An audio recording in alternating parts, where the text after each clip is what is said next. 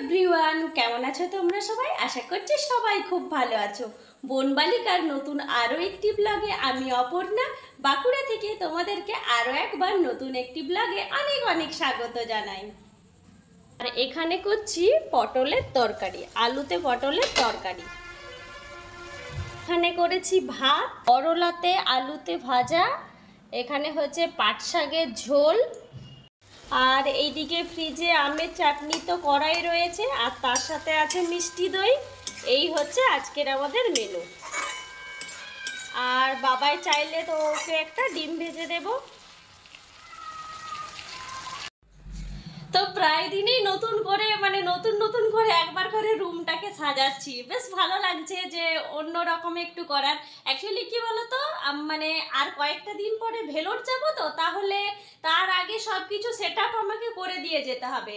যেহেতু এখন মানে স্কুলে ছুটিও পড়ে গেছে, গ্রীষ্মের ছুটি, তাহলে ছেলের ধরো সারাদিন ধরে কি করবে, তাহলে ওর জন্য একটু টিভিটা সেট করে দিয়ে যেতে হবে। তো ও যাবে না, মানে আমি, বাবা আর মা, এই তিনজনে ভেলোর যাব। মানে বাবার ট্রিটমেন্টের জন্য বাবা মাকে আমি একটু ভেলোরে নিয়ে যাচ্ছি, ওখানে ট্রিটমেন্ট করাবো। তাহলে ছেলে যাবে না, ছেলে ওর বাবার সাথেই থাকবে। তো এবারে যেহেতু আমি থাকবো না, তাহলে সারাদিন ধরে তো বোর হয়ে যাবে।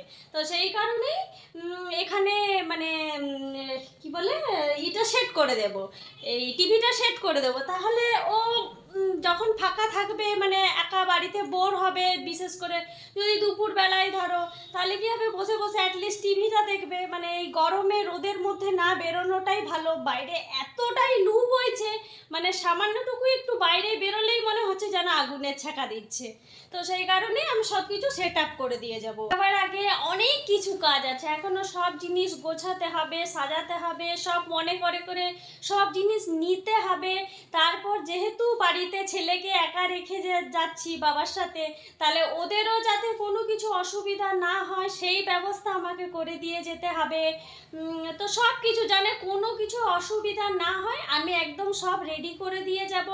আর রান্না বান্নার ব্যাপারে একটু অসুবিধা হবে, কিছু করার নেই।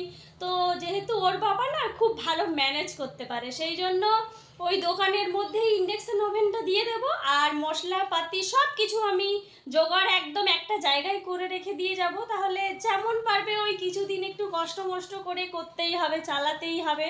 তো যেহেতু ছেলে যাচ্ছে না, কারণ ওকে বলেছিলাম যে তাহলে তুই চল, যাবি, চ, তখন ও বলছে না মা আমি যাব না, কেননা এত দিনের ব্যাপার তো, প্রায় মিনিমাম ধরো ওখানে যাওয়া মানে 10 থেকে 15 দিন তো লাগবেই লাগবে।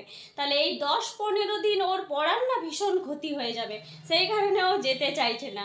ও বলছে আমি যদি 10 থেকে 15 দিন পড়া না করে টিউশনে, মানে টিউশনটা যদি আমার এরকম অফ হয়ে যায়, বলছে তাহলে আমার সিলেবাস কমপ্লিট হবে না। তো এইটাই হচ্ছে ওর সমস্যা, এই কারণে ও যাবে না। তো ওই জন্যই ছেলেকে রেখে দিয়ে যেতে, কি বলতো, নিজেরও একটু সাহস পাচ্ছি, যেহেতু নিজের থেকে বলেছে যে মা আমি যাব না, তোমরা যাও। তো যাই হোক, একটু খারাপও লাগছে, যেহেতু কোনো দিন এত দিন ওকে ছেড়ে থাকবো, মানে ছেড়ে দিয়ে যাচ্ছি এরকমভাবে, যে তা খারাপ লাগছে, কি আর করা যায়, কিন্তু উপায় তো আর কিছু নেই। তো আমরা যাব শুক্রবার দিন, আমাদের ট্রেন হচ্ছে ওই দুপুর 11টার সময়, বেলা 11টার সময়। তো সেই সময় হচ্ছে আমাদের ট্রেন। মা দুদিন আগেই আসবে, কেননা মা ছাড়া তো আমি কোনো কিছু, মানে সব কিছু গোছগাছ ঠিকঠাক করে সাজাতেই পারবো না। হয়তো কোনো জিনিস নেব, কোনো জিনিস নেব না, কোনোটা ভুলে যাব, কোনোটা রেখে যাব, এই ব্যাপার হবে।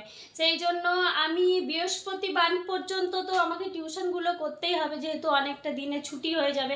এসব পর আবার সব টিউশনগুলো মেকআপ করব, সবাইকে বলা হয়ে গেছে। তো এই আর কি, মা আসবে 2-3 দিন আগে, তাহলে সব কিছু গোছগাছ করতে সুবিধা হবে, দুজন মিলে গোছগাছ করে নেব, সব কিছু ঠিক করে সাজিয়ে গুছিয়ে রেখে নেব, এখানে সব কিছু সাজিয়ে রেখে দিয়ে যাব।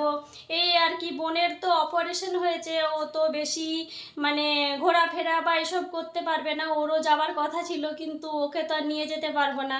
তো ওর যাওয়াটা ক্যান্সেল হয়ে গেছে, সেই জন্য মা, আমি আর বাবা এই তিনজনে মিলেই যাচ্ছি। তো যাই হোক, তোমাদেরকে সবটাই আমরা শেয়ার করব, ওখানে গিয়ে কি হচ্ছে কি না হচ্ছে সবটাই শেয়ার করব তোমাদের সাথে।